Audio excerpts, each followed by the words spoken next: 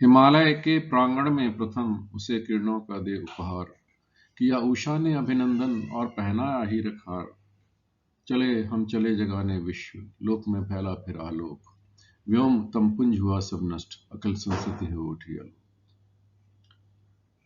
शायद आज हम जब वैश्विक लीडर बनने की बात कर रहे हैं, तो भारतीय अर्थव्यवस्था को अपने पुराने सिस्टम को, अपने पुराने पैटर्न को भुलाना पड़ेगा और हम आगे बढ़ सकते हैं। हमारे अंदर इतना पोटेंशियल है कि हम कभी भी एक लीफ फ्रॉग कर कर, एक तेजी से छलांग लगाकर अपनी अर्थव्यवस्था को काफ़ी आगे ले जा सकते हैं। चाहिए सही प्रायोरिटी, सही सोच। तो इस दिशा में ये जो प्रेजेंटेशन है, इस दिशा में एक प्रयास है कि हम जानने की कोशिश करें कि कैसे भारत को हम एक ग्लोबल सप्लाई चेन का पार्ट बना सकते हैं।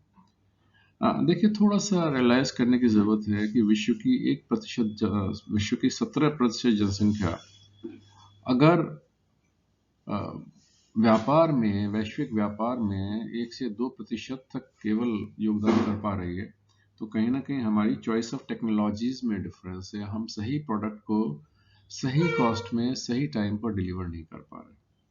चलिए हम उसको देखते हैं और इस दिशा में आगे बढ़ते हैं, और ये हमारा प्रयास होगा कि हम आगे चल पाए।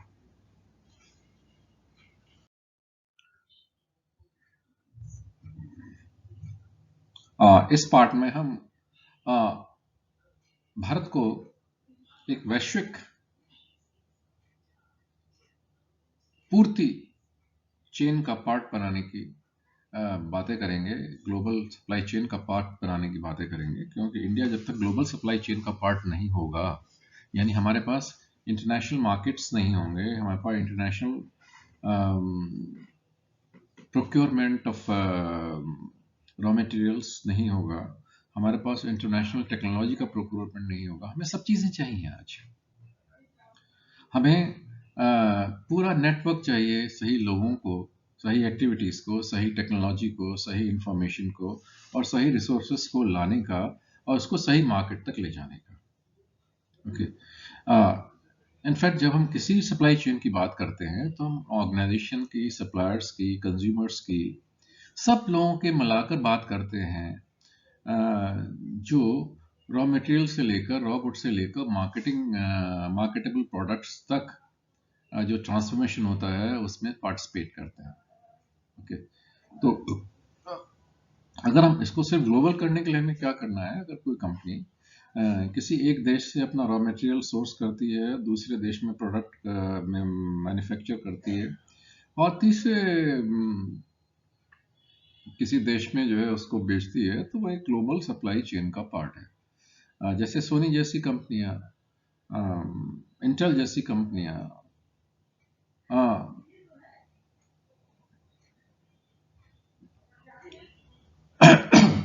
गूगल जैसी कंपनियां,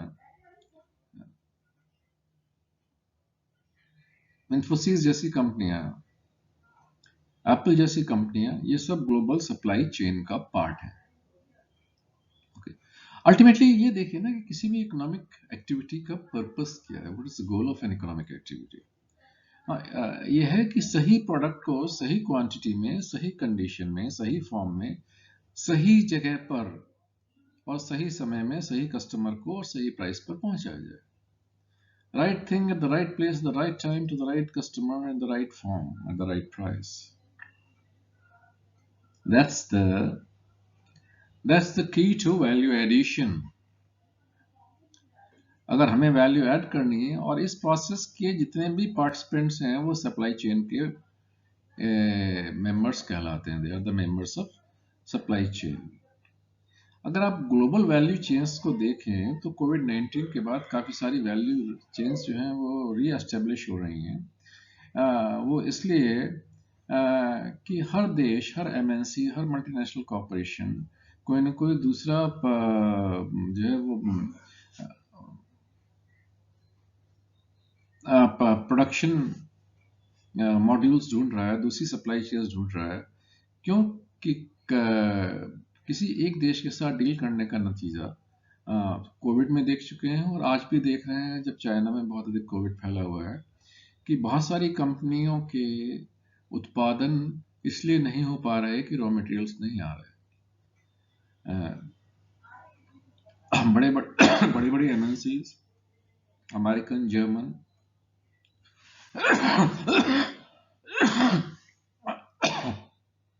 और साथ में बहुत बहुत बड़ी बड़ी कंपनीज केवल इसलिए अटकी हुई हैं कि पेशे से सप्लाईज नहीं आ पा रहे। ओके। और इस सब के परिप्रेक्ष्य में, इस सब को देखते हुए इंडिया एक बहुत अच्छा ऑल्टरनेटिव इमर्ज कर रहा है ट्रेडिशनल ग्लोबल वैल्यू चेन का, और ये भारत के लिए बहुत बड़ी एक अपॉर्चुनिटी है, बहुत अवसर है। ओके। अब देखिए, सप्लाई चेन में जो की मेंबर्स हैं, की स्टेप्स कहाँ पर, या की जो एक्टिविटीज हैं वो क्या होती है। सबसे पहले आप सोर्सिंग, आउटसोर्सिंग या एक्सट्रैक्शन, रॉ मटेरियल के एक्सट्रैक्शन की जगह ढूंढने कौन सी है। जैसे मैंने एक एग्जांपल दी थी कि जापान की निप्पॉन कंपनी रॉ मटेरियल जितना भी स्टील का है बाहर से मंगाती है, नॉन फेरस, फेरस अलॉयज का मटेरियल बाहर से मंगाती है, अपने आप प्रोसेस करती है, और दुनिया की किसी भी कंपनी से 80 से 85% के प्राइस पर वो दुनिया भर में उसको मार्केट कर देती है। क्यों? क्योंकि उन्होंने स्केल इकोनॉमीज का यूज किया है। तो एक तो सोर्सिंग करना रॉ मटेरियल्स की, फिर उसके बाद मैन्युफैक्चरिंग करना, रिफाइनिंग करना, बेसिक पार्ट्स को बनाना, उन बेसिक पार्ट्स को असेंबल करना। अब इंडिया में बहुत सारी कंपनियां जैसे सैमसंग है, ये असेंबलिंग इंडिया में कर रही हैं, लेकिन पूर्ण मैन्युफैक्चरिंग वो अपनी कोरिया और चाइना में करा रही हैं। ओके। और फिर selling finished product to end users. A large number of this product is being marketed to Southeast Asian countries.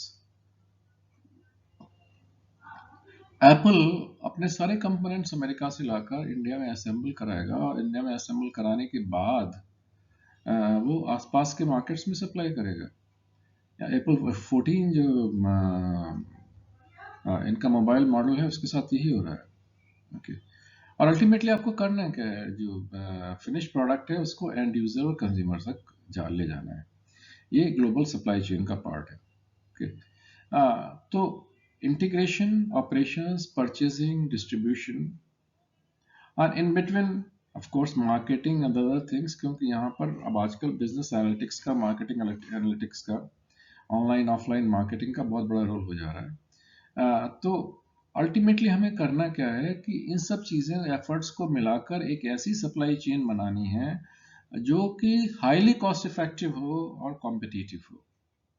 देखिए, 3 कोर स्ट्रेटजीज होती हैं। अगर हम स्टडीज को देखें तो 3 जेनेरिक स्टडीज हैं: cost leadership, focus, okay, and core competency. जैसे कैनन में के पास एक कोर कॉम्पिटेंसी है रेप्रोग्राफिक्स की, तो वो जितने भी इमर्जिंग प्रोडक्ट्स हैं उनमें दुनिया की नंबर 1 कंपनी है। आज की डेट में इंटेल एक ऐसी कंपनी है जो कि चिप्स बनाने में मार्केट लीडर है। धीरे धीरे उसका मार्केट का एक लार्ज पार्ट एएमडी भी ले गया है, लेकिन और बहुत सारी नई कंपनीज आ रही हैं, लेकिन इन सब को भी अपने चिप्स बनाने के लिए जो कोर मटेरियल्स हैं वो कई सारे चाइना से और ताइवान से प्रोक्योर करने पड़ते हैं। ओके। तो जब तक आप पूरे एफर्ट्स को इंटीग्रेट नहीं करेंगे तो टोटली कॉस्ट इफेक्टिव नहीं होंगे। ओके। हमारे यहाँ क्यों मैन्युफैक्चरिंग सेक्टर का रोल बहुत कम है इंडिया में? 19% के आसपास टोटल कंट्रीब्यूशन है, पूरे 14% के आसपास टोटल कंट्रीब्यूशन है, और हमारे ऑब्जेक्टिव्स में बार बार आ रहा है कि किस तरह हम उसको 25% तक ले जाएं। क्योंकि जब तक हम अपने इंडिया को एक ग्लोबल सप्लाई चेन का पार्ट नहीं बनाएंगे, हमारी मैन्युफैक्चरिंग इंडस्ट्री आगे नहीं बढ़ सकती। हमारे यहाँ इसके लिए काफ़ी प्रोडक्शन लिंक्ड इंसेंटिव स्कीम्स भी लॉन्च की गई हैं, मोबाइल मैन्युफैक्चरिंग में, टीवी मैन्युफैक्चरिंग में, लैपटॉप मैन्युफैक्चरिंग में, और बहुत सारे प्रोडक्ट एरियाज में, और उसमें करीब 14.6 ट्रिलियन रुपीस के आसपास उसमें इन्वॉल्व होगा। लेकिन सवाल ये है कि खाली रुपए को फ्यूज करने से नहीं होगा जब तक एक इंटीग्रेटेड प्लान नहीं बनाया जाए ग्लोबल सप्लाई चेन बनाने का। ओके ना, जब हम ग्लोबल सप्लाई मैनेजमेंट की बात करते हैं तो नेचुरली हम बात कर रहे हैं कि किस तरह manufacturers, suppliers, wholesaler, retailers, distribution points, distribution logistics, warehouses, इन सब चीज़ों को एस्टेब्लिश करें।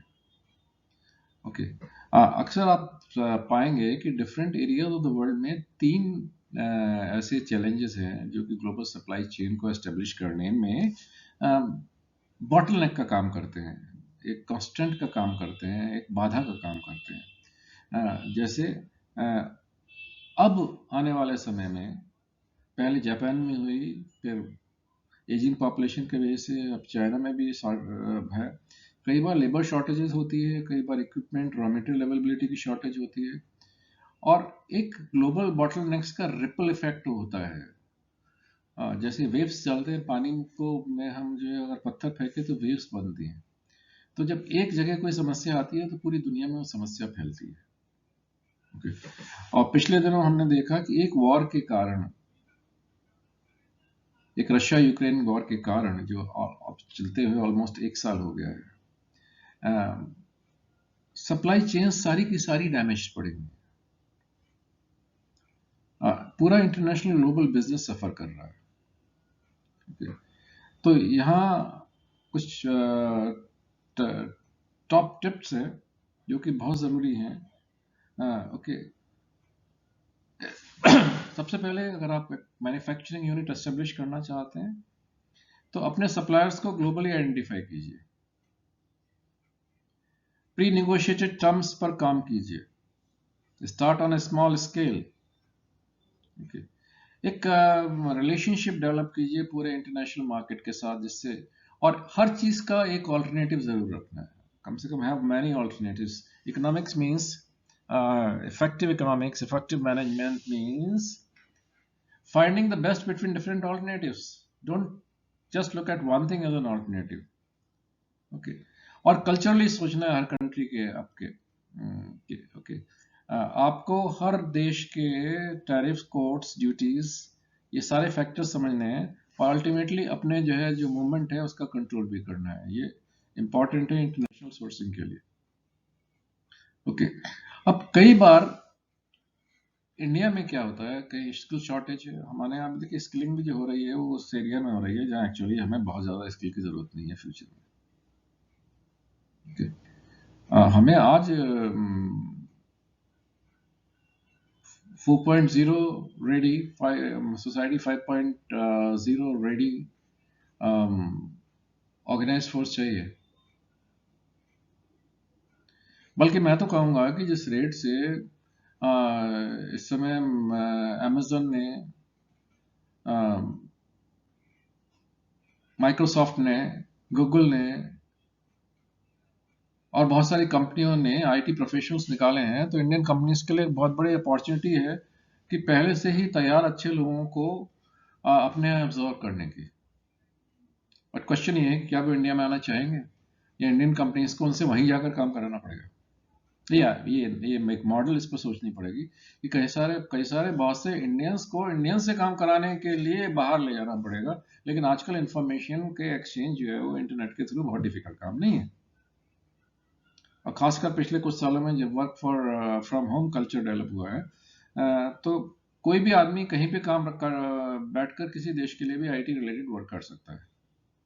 ओके, तो स्किल शॉर्टेज हुआ, एक फाइनेंस का एक्सेस, खासकर जो इंडस्ट्रीज हैं जिनमें हैवी इन्वेस्टमेंट चाहिए मटेरियल्स में, वहाँ पर थोड़ा दिक्कत आ रही है, कस्टम प्रोसीजर्स भी डिफिकल्ट होते जा रहे हैं, और इंडिया में चूंकि टैक्सेस बहुत हाई हैं, इसकी वजह से लीडिंग फर्म्स इंडिया में डेवलप करने से कतराती हैं, घबराती हैं।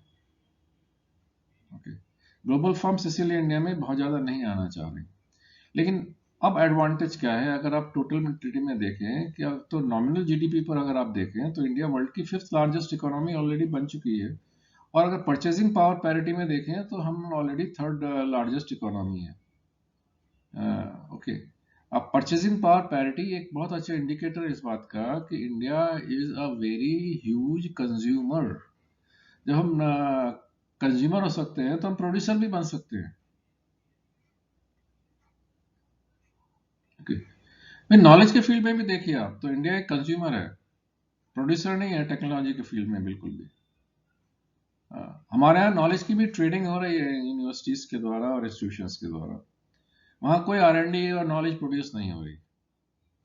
और इसी तरह इंडस्ट्री सेक्टर में भी we are acting more as a consumer than as a producer, और इसीलिए इंटरनेशनल ट्रेड में हमारा जो टोटल कंपोनेंट है काफ़ी कम है। हाँ, एक और बात है कि ई कॉमर्स क्योंकि बढ़ रहा है और ऑप्टिमिस्टिक मार्केट्स हो रहे हैं, रोड इंफ्रास्ट्रक्चर बढ़ रहा है इंडिया में, तो ये पक्की बात है कि अगले कुछ सालों में जो इंडिया का जो लॉजिस्टिक सेक्टर है वो 10% या उससे अधिक कंपाउंडेड एनुअल ग्रोथ